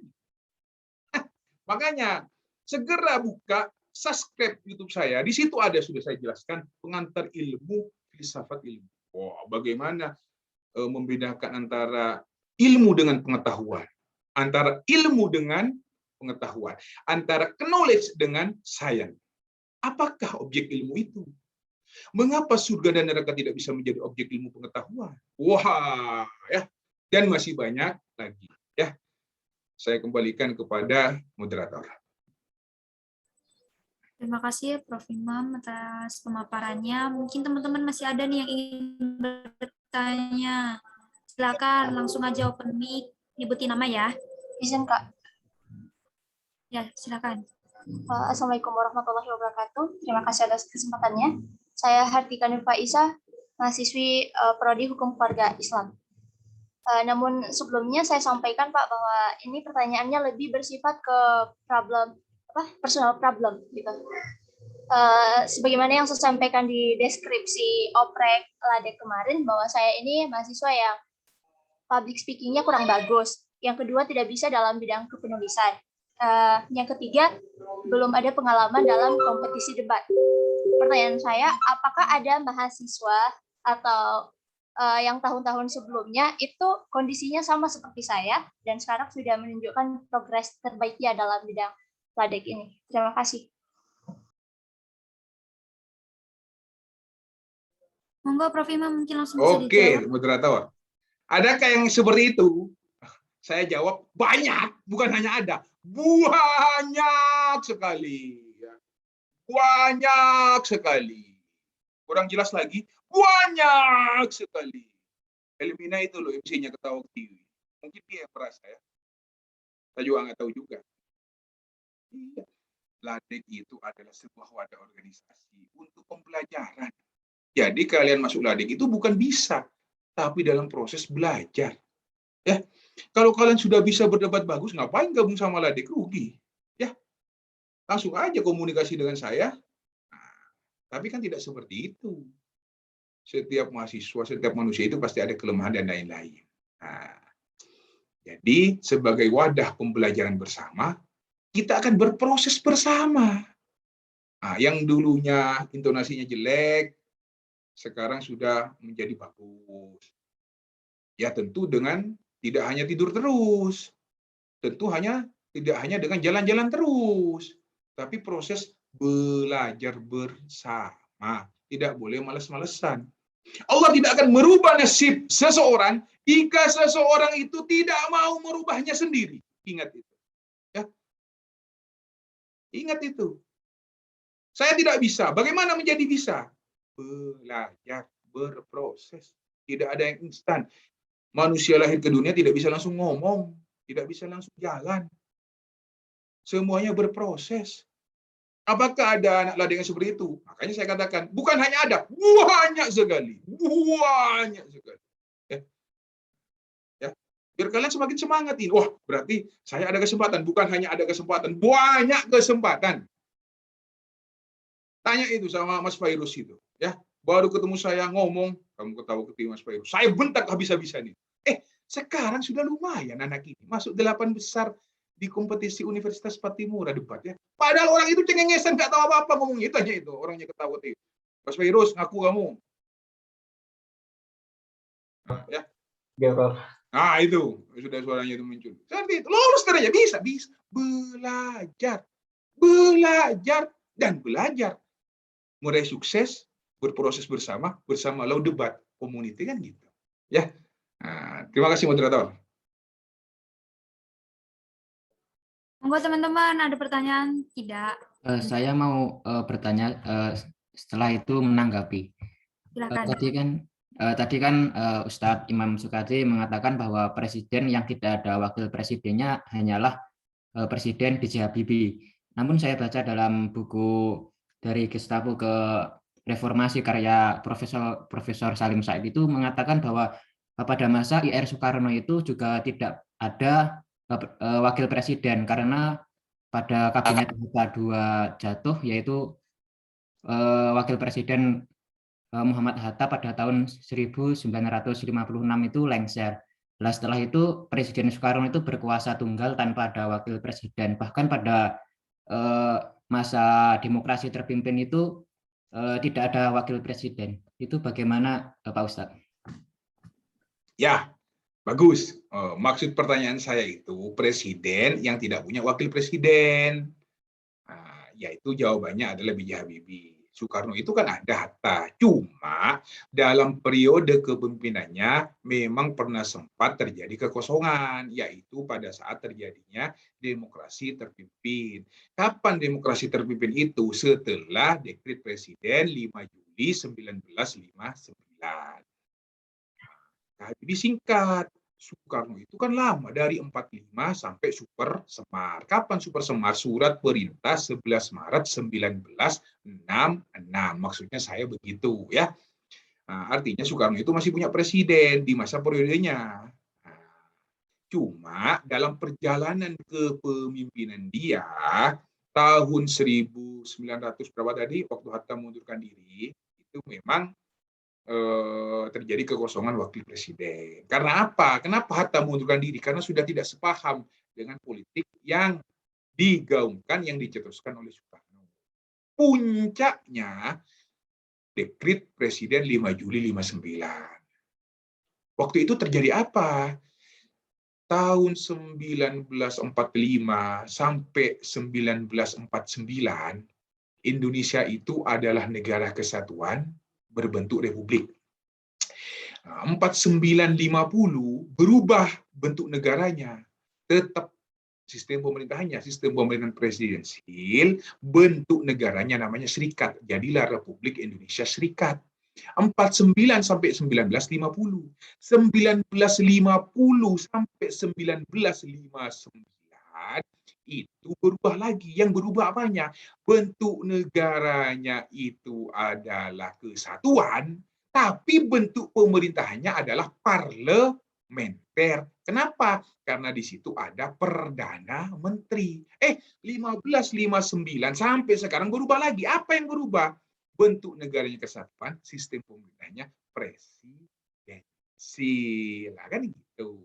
Maksud saya begitu, ya. Nah, apakah Soekarno pernah tidak email? Pernah, tapi kan Soekarno pernah punya wakil presiden. Berarti kan pernah. Loh, pada masa itu kan perjalanan dia memerintah. Sama seperti perjalanan Soeharto. Pertanyaan saya, apakah itu Soeharto sukses memimpin Indonesia? Saya katakan sukses. Gus Dur aja mengakui kok. Soeharto itu adalah presiden yang banyak jasanya, meskipun banyak juga dosanya. Wah, gitu ya kata Gus Dur. Loh iya, dalam perjalanannya. Ya. Soeharto pertama, pada saat terjadi Repelita pertama. Wih, sukses besar. Jangan bilang Soeharto nggak sukses ya.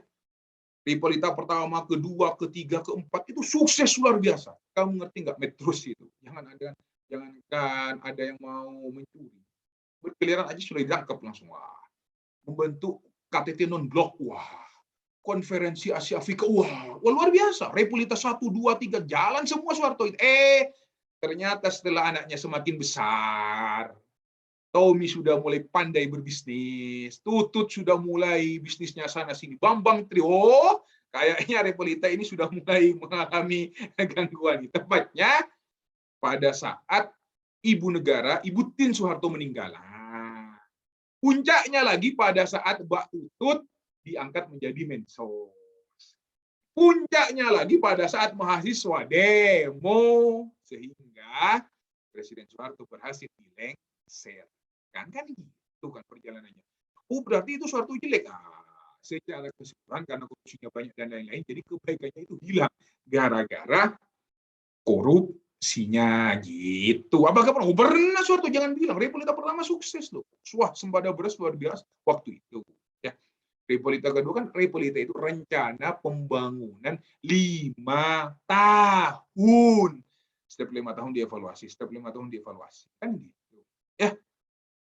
Nah, maksud saya begitu, Mas. Bukan Soekarno tidak punya wakil presiden. Iya, pada masa periodenya pernah. Perjalanannya begitu kan maksudnya. Sama seperti begini pertanyaannya. Ini contoh ya, nanti bukan. Misalnya Mila itu sudah pernah menikah, tapi cerai. Pertanyaannya sekarang adalah, siapakah, dan Mila itu ketua LADEK, siapakah ketua LADEK yang belum pernah menikah? Jawabannya Mila. Ya nggak bisa dong. Mila kan sudah pernah menikah meskipun cerai. Contohnya begitu maksud saya. Kalau Habibie kan belum pernah punya wakil presiden. Satu, karena masa kritis dia menggantikan presiden. Yang kedua, pemerintahannya singkat. Hanya setahun. Nah gitu. Ya. Nah, paham? Oke. Silahkan. Saya kembalikan kepada moderator. Ya. Bagaimana Zamrud Komarus? Apakah ada tanggapan lagi? Boleh saya bertanya lagi? Ya, silakan monggo. Ustadz, apakah pada zaman Presiden Soeharto itu presiden merupakan penafsir tunggal dari undang-undang?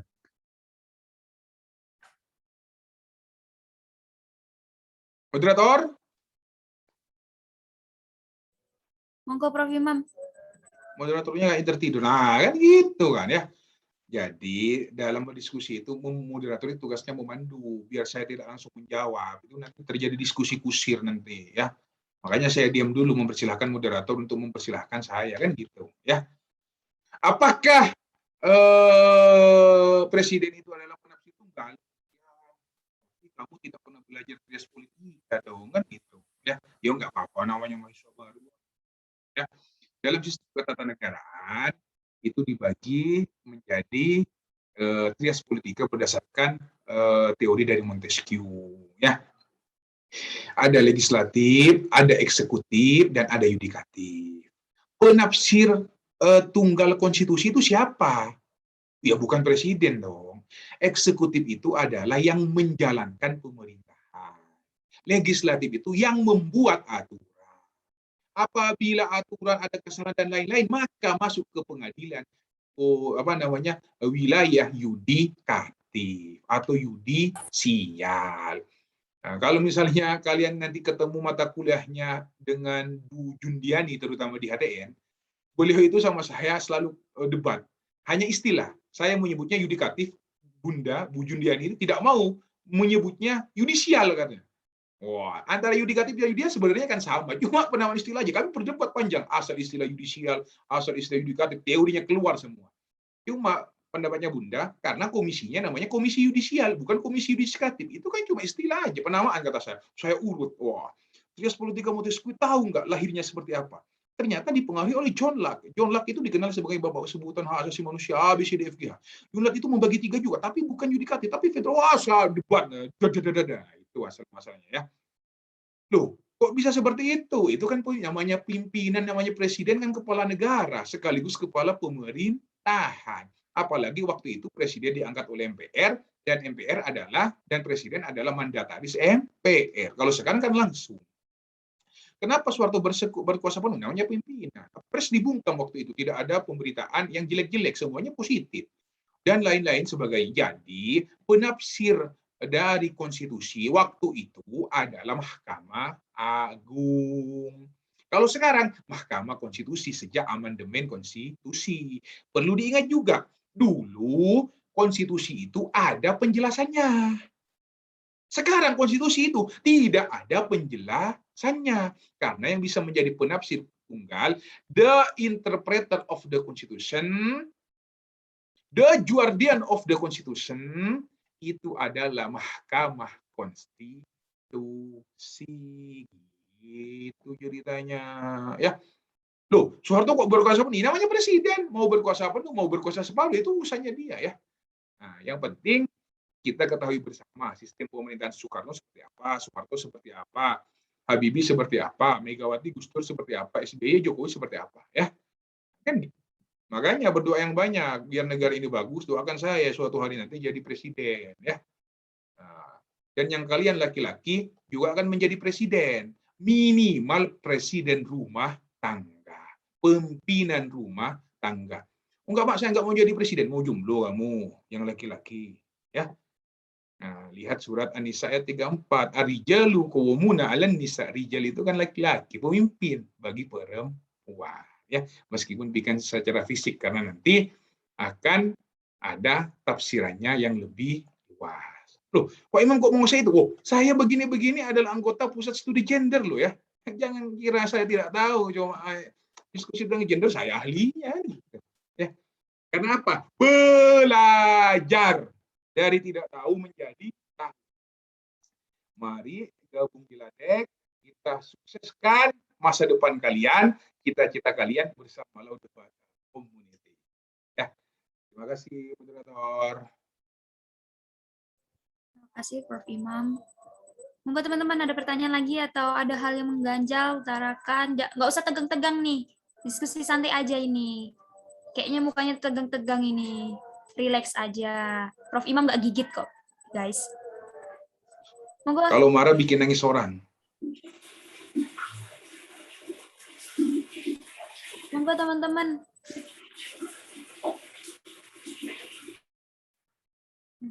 Ada pertanyaan nggak teman-teman? Tanya Kak. Ya silahkan. Siapa tuh? Jangan lupa itu ya nama sebut ya. Oh, iya. Perkenalkan, nama saya Syamidul Baya Azafran dari jurusan Hukum Keluarga Islam. Saya ingin bertanya tentang, kan misalnya kita debat nih kan, terus kan pasti ada kayak gagasan orang lain yang beda. Kan pasti orang itu akan menyerang gagasan kita kan. Nah, caranya untuk memperkuat gagasan kita itu bagaimana? Sekian, terima kasih. Monggo Prof. Imam. Caranya memperkuat gagasan kita bagaimana? Ya pertahankan kan gitu. Ya. Bagaimana cara mempertahankannya? Oh, berarti otomatis memperkuat argumentasi kita. Kan nggak mungkin mempertahankan itu memperlemah kan? Misalnya kamu mau menikah, ya. Loh, kamu kenapa untuk menikah dengan itu ini. Kamu harus mempertahankan. Kamu bukan harus menggunakan argumentasi supaya kamu itu memperkuat gagasan kamu. Wow, diperkuat gagasan kamu. Wow, pokoknya, wah, Yang mendukung pendapatnya apa? Ini loh Bu, ini cantik loh, ini manis loh, insya Allah soleha, anaknya kiai, anaknya ustadz, wah terus pokoknya ceritakan kelebihannya, jangan ceritakan kelemahannya. Ini jelek loh, agamanya jelek, dia pasti tambah ditolak sama muridmu, sama ibumu nanti calonmu, kan begitu ya. Lucu juga pertanyaan ini. Bagaimana cara mempertanyaan? Yang baik-baik aja kamu sebutkan, yang mendukung aja sebutkan, ngapain kan gitu ya. Meskipun ada beberapa hal, situasi yang tidak bisa diberikan dengan nasihat, tidak bisa diberikan dengan argumentasi, ya. Apa saja itu? Misalnya yang pertama itu sudah sering saya sampaikan adalah pendukung capres, ya. Itu logikanya kayaknya sudah hilang gitu ya. Saya Prabowo, saya Jokowi. Waduh, kamu kok bisa milih Jokowi? Jokowi ini, kamu kok bisa milih Prabowo? Debat nggak berhenti-berhenti, itu selesai. Ya. Itu orang yang susah dinasihatin seperti itu. Ya. Pendukung capres satu. Yang kedua, ada juga orang yang susah dinasihatin. Apa itu? Oh, orang yang sedang jatuh cinta itu. Jalan Tresno Sukopuli. Itu wangil itu ya. Orang kalau sudah jatuh cinta dinasihatin itu, Masya Allah. Enggak usah itu. Waduh, Bu, saya sudah. Itu aduh, Bu, waduh. Orang yang sudah susah jatuh cinta itu susah banget dinasihatin ya. Jadi saya masih menemukan ada dua itu. Satu pendukung capres, orang yang susah dinasihatin itu. Yang kedua itu adalah orang yang sedang jatuh cinta. Nah, ya. Nah, itu susah itu. Makanya masih bagaimana mendukung argumentasi, mempertahankan argumentasi, ya tentunya dengan menceritakan hal yang baik-baik tentangmu atau menceritakan keunggulan-keunggulan dari pendapatmu. Oh, tadi saudara mengatakan bahwa Indonesia adalah negara hukum. Mana buktinya bahwa kita ini dikuasai oleh politik? Undang-undang dibuat oleh DPR dan itu adalah produk politik. Bagaimana? Klarifikasi saudara. Saudaraku, teman diskusi, teman berpikir. Terima kasih atas koreksinya. Perlu saudara lihat dengan jelas bahwa pasal 1 ayat 3 Undang-Undang Dasar menyatakan, wah kan gitu kan, satu disebut argumentasinya.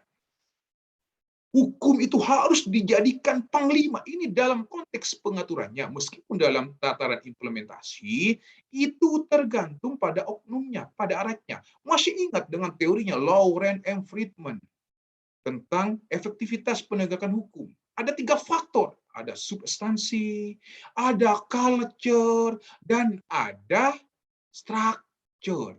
Dikembangkan lagi oleh Suryani Sukanto, ada 5 faktor, dikembangkan lagi oleh 7 oleh Bagirmanan, ada 11 oleh Profesor Dr. Sunaryati Hartono, dan wah, dua, kan gitu kan. Ya. Setelah diinstruksi kamu menyerah, seharusnya pertanyaannya begini, apakah Pak Imam selama membimbing debat, mendampingi debat, ada nggak pesertanya sekali diinterupsi langsung gres? Ada, saya katakan di Bandung, ada. Argumentasinya bagus, diinterupsi sekali bingung dia mau jawab apa. Oh, berarti belum. Bagaimana dia seperti itu? Makanya selalu sharing, selalu berkumpul. Pak, kan berkumpul mengurangi istirahat saya, mengurangi jatah jalan-jalan saya. Ya pastilah mengurangi dong. Namanya orang ingin sukses untuk masa depan itu kan penuh pengorbanan. Tidak instan. Itu tanya sama kakak kelas kalian itu yang sudah berprestasi. Saya lihat di sini ada Seto Ferdiantoro ini ya. Wih, kalau saya marah-marahin dia itu saya sampai mencak-mencak itu. Tapi nyatanya dia fine-fine aja, sekarang dia sukses ya. Sekarang dia sudah mau ngajukan skripsi, sudah diajak berdebat kemana-mana beberapa kali, sudah pernah juara ya. Karena di Ladek itu yang akan dirubah adalah prinsip dasar dan karakter ya. Nah, makanya tekuni aja. Insya Allah bisa ya. Manusia itu kalau berusaha pasti ada jalannya. Yakin itu. Ya, yakin. Apalagi menuntut ilmu, wah itu sudah perintah agama itu. Ya, karena kalian sudah memilih ilmu hukum, maka mau tidak mau harus konsentrasi di bidang ilmu hukum ya. Saya mencatat sejarah, ini sejarah ya. Oprek Ladek diikuti oleh seperti biasanya oprek Ladek itu cuma 30 orang, 25 orang. Tapi ini banyak sekali, berarti Ladek itu sudah mulai menasional di lingkungan fakultas, di lingkungan universitas ya. Bukan menasional di lingkungan universitas, bukan, di lingkungan fakultas itu. Apalagi sudah mulai dikenal oleh mahasiswa semester 1 ya. Saya senang sekali. Ini bahkan melebihin organisasi-organisasi yang besar ini yang gabung di Ladek ini ya. Meskipun nanti seleksinya agak ketat. Ya. Meskipun nanti penambahannya kuotanya hanya berdasarkan kriteria yang mampu. Pak, tahun ini saya gagal, apakah tahun depan ikut lagi? Ikut lagi, silahkan, boleh. Ya. Terbuka, tapi cuma 2 kali kesempatan. Kalau sudah melebihi semester 3 nggak bisa daftar lagi dong. Kasihan nanti kelas 10 nanti kalau kamu daftar. Berarti bidangnya bukan di depan, tapi di yang lain. Ini cuma hanya sebagai salah satu sarana, bukan satu-satunya sarana. Salah satunya Lau Debat Community. Apalagi nanti insya Allah dalam waktu dekat saya akan membuat mode code community ya. Coba kalau ikut di Ladek itu apakah juga diajarin mood? Kok pasti dong. Apakah diajarin karya tulisnya? Wah pasti dong. Ya, apa sih yang tidak bisa di Ladek itu? Ya, itu Mbak Helmina ketawa-ketiwi terus dia. Ya. Oke, saya kembalikan kepada moderator. Oke teman-teman, kalau ada yang ingin bertanya, langsung open mic, sebutkan nama, sebutkan, dan kasih tahu juga pertanyaannya tentunya kalau bertanya. Ayo, monggo teman-teman. Saya izin bertanya, Kak Moderator. Silakan Arini. Assalamualaikum warahmatullahi wabarakatuh. Perkenalkan, nama saya Arini Salsabila dari jurusan HTN. Pertanyaan saya begini, Kak. Kalau di dalam debat bahasa Arab itu kan intonasinya itu kasar-kasar gitu emang ya kan Kak, karena lahjahnya Arab itu memang tegas gitu. Terus kalau dalam bahasa Inggris itu kalau kasar itu bahkan salah gitu ke juri, karena kalau debat bahasa Inggris itu lebih kepada kayak biasa santai gitu Kak. Nah kalau dalam bahasa Indonesia, kalau debat bahasa Indonesia itu gimana Kak? Soalnya saya pernah ikut ya kelas meeting lah di madrasah dulu. Kalau malah lawan itu masih mengemukakan argumen terus kita langsung sanggah gitu, itu malah disalahkan sama juri gitu Kak, gimana? Baik, terima kasih hari ini. Mungkin saya benarkan terlebih dahulu. Mungkin di sini pertanyaannya debat hukum ya, bukan debat bahasa Indonesia. Monggo Prof. Imam, langsung saja dijawab. Ya, tentu dengan beberapa penyesuaian dan karakter. Ya, sebenarnya dalam bahasa Arab itu penyampaiannya secara tegas. Nggak mungkin dong debat itu teriak-teriak. Oh, kan nggak mungkin. Biasa ya, cuma penekanannya mungkin. Ya, sama kayak orang nyanyi itu loh. Kadang ada yang ada apa? Biasa apa ya? Tidak ada perbedaan. Itu Mbak Anin. Wah, saya sangat senang dan bangga sekali ini ya, karena peserta Ladek ini ada yang sudah mengerti bahasa Arab, dalam tanda kutip sudah pernah pengalaman. Tadi ada yang bahasa Inggris. Kayaknya tahun depan ini, tapi bukan tahun sekarang ya, tahun depan ini Ladek akan terjun dan berprestasi di kancah internasional ya. Bukan tidak mungkin dong kalau sudah bahasa Inggrisnya bagus, bahasa Arabnya bagus ya. Bukan hanya lomba debat konstitusi aja, tapi lomba lomba debat nasional dan internasional. Akan saya berangkatkan, kalian jangan khawatir. Gimana Pak nanti kalau misalnya saya berangkat ke Inggris? Jangan khawatir. Tugas kalian hanya belajar dan belajar. Urusan akomodasi dan lain-lain tentu saya yang membantu. Kalau tembus ya berangkat, kalau enggak ya mungkin bukan rezekinya, gitu aja ya. Enggak usah disesali. Enggak ada ruginya orang belajar, meskipun kadang memang melelahkan. Contoh, debat sudah bagus-bagus, belajar sudah bagus-bagus, ternyata nggak jadi. Terus kalian bergumam, rugi saya selama ini belajar. Itu keliru. Tidak ada ruginya orang belajar. Ya, pasti itu akan bermanfaat nanti, meskipun lombanya tidak jadi. Daripada sistem SKS, sistem kebut semalam. Dia sama mata kuliah sama dosennya, tugas dikumpulin besok ya. Tenang, masih seminggu lagi. Tenang, masih 3 hari lagi. Tenang, masih 2 hari lagi. Tenang, masih sehari lagi. Tenang, masih 16 jam lagi. Tenang, ini. Akhirnya malam ngebut. Besok dikumpulkan, ternyata kalian ketiduran. Akhirnya tidak jadi dikumpulkan. Makanya, sistem kebut malam. Tidak benar juga itu ya. Jangan seperti itu. Berproses itu lebih baik. Ya, Intonasi itu nanti akan diajari. Tergantung, ada waktunya keras, ada waktunya lembut, ada waktunya agak cepat, ada waktunya datar. Namanya intonasi seperti penyanyi itu loh. Ya, kapan kita keras, perlu ditegaskan Dewan Juri yang terhormat bahwa ini untuk itu kita ya ada pitch control-nya gitu. Ya, kira-kira begitu. Terima kasih moderator. Terima kasih Prof. Imam. Apakah ada tanggapan dari Saudara Arini atau yang lain ingin bertanya?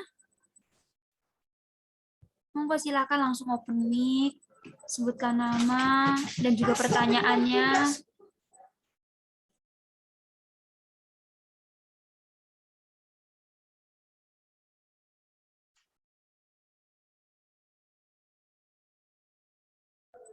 Monggo teman-teman. Mungkin kalau emang sudah tidak ada pertanyaan lagi dari teman-teman. Saya Kak, Oh iya, silakan. izin bertanya Kak. Terakhir ya. Ya, Ya. Prof. Perkenalkan, nama saya Ahmad Nizar dari program studi hukum ekonomi syariah angkatan 21. Begini Kak, begini Pak, saya bertanya terkait lomba debat hukum peradilan semu. Apakah jika untuk menguatkan argumen maka apakah kita harus memaparkan dalil atau bukti, Pak? Mungkin begitu saja. Monggo Prof. Imam, langsung mawon. Ini pertanyaan yang paling aneh yang saya terima ini ya. Masa ada debat hukum peradilan semu? Nggak ada. Motkot itu ya peradilan semu, debat hukum itu sendiri gitu loh. Ya, beda jalur itu. Debat hukum dan konstitusi. Kalau peradilan semu itu namanya motkot, praktek peradilan semu. Apakah perlu dalam debat hukum ini mengeluarkan dalil? Ya perlu dong. Kalau misalnya temanya sesuai. Masa temanya berbicara Indonesia adalah negara hukum, Indonesia adalah negara Pancasila, Indonesia ini masa menggunakan hukuman mati dalam Al-Quran surah, nggak mungkin ya. Perlu apabila sesuai dengan temanya. Misalnya nyerempet ekonomi syariah, tunjukkan dalil-dalil mu'amalah, tunjukkan kaidah-kaidah usul fikih, darul mafasid muqaddamun ala jalbil masalih. Enggak masalah. Silahkan. Boleh. Yang penting sesuai dengan topik yang dibicarakan. Perlu diketahui bahwa Al-Quran surat An-Nisa ayat ini menjelaskan bahwa ini pemaknanya. Enggak apa-apa, asal sesuai. Ya. Bagaimana cara membatahnya dalil itu? Ya, cara membatahnya tidak sembarangan. Ada teorinya juga. Kalau dia gunakan hadis, maka kalian juga harus menggunakan hadis. Kalau dia rujukannya Al-Quran, maka kalian rujuk juga Al-Quran yang berkaitan dengan itu. Ya. Nah. Kalau dia menggunakan usul fiqh, lawan juga dengan usul fiqh. Kalau dia menggunakan adegium, maksud dan lain-lain, gunakan juga, boleh, ya. Undur makolah, wala tandur mankolah. Jangan lihat apa yang dia, siapa yang bicara, tapi apa, dengarkan apa yang dia katakan itu opo, isinya opo, kan gitu ya. Asal berkaitan no problem, silahkan. Boleh, apalagi debat hukum Islam nanti. Luar itu semua itu ya. Menggunakan Imam Syafi'i lawan dengan Imam Maliki, menggunakan Imam Sukadi. Ini repot ini. Menggunakan dalil Imam Sukadi ya. Musuhnya repot ini. Imam Masyad yang keberapa ini katanya. Terserah, bebas. Yang penting argumentasinya jelas ya. Argumentasinya jelas dan berkaitan. Jangan sampai tidak ada kaitannya ya. Ini kok ngomong-ngomong masalah cantik kok yang dibahas Ahmad Nizar. Itu kan bukan cantik, itu kan tampan. Keliru itu. Ya. Yang dibahas malah Amin Amiruddin. Ini berbicara cantik kok berbicara laki-laki. Kalau berbicara cantik pasti berbicara perempuan. Kalau sok wanita kan begitu.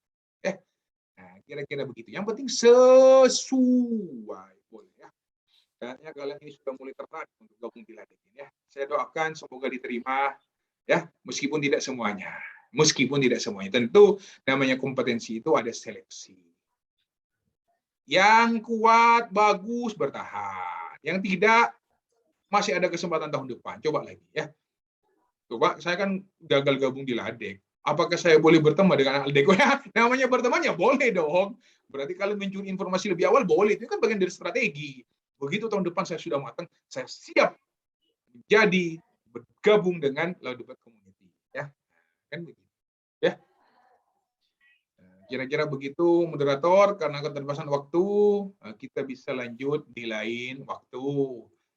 Terima kasih. Mohon maaf apabila ada salah kata dan khilaf. Kalau kebenaran itu datangnya dari Allah, kesalahan itu datangnya dari saya pribadi. Saya mohon maaf yang sebesar-besarnya. Mari kita meraih sukses masa depan bersama Law Debat Community Fakultas Syariah UIN Maulana Malik Ibrahim Malang. Wabillahi taufiq wal hidayah. Assalamualaikum warahmatullahi wabarakatuh. Saya kembalikan kepada moderator. Waalaikumsalam warahmatullahi wabarakatuh. Sebelumnya saya ucapkan terima kasih kepada Prof. Imam Sukadi atas pemaparan materi dan diskusi pada pagi kali ini. Para peserta yang kami sayangi, alhamdulillah rangkaian acara penyampaian materi pada pagi kali ini sudah terlaksana dengan baik. Semoga apa yang kita dapatkan dari Prof. Imam Sukadi, pengalaman yang kita dapatkan dari beliau, mudah-mudahan bermanfaat bagi kita semua. Amin, amin ya robbal alamin. Sebelum saya izin live ya. Oke, Prof. Terima kasih, Prof. Yuk, semuanya.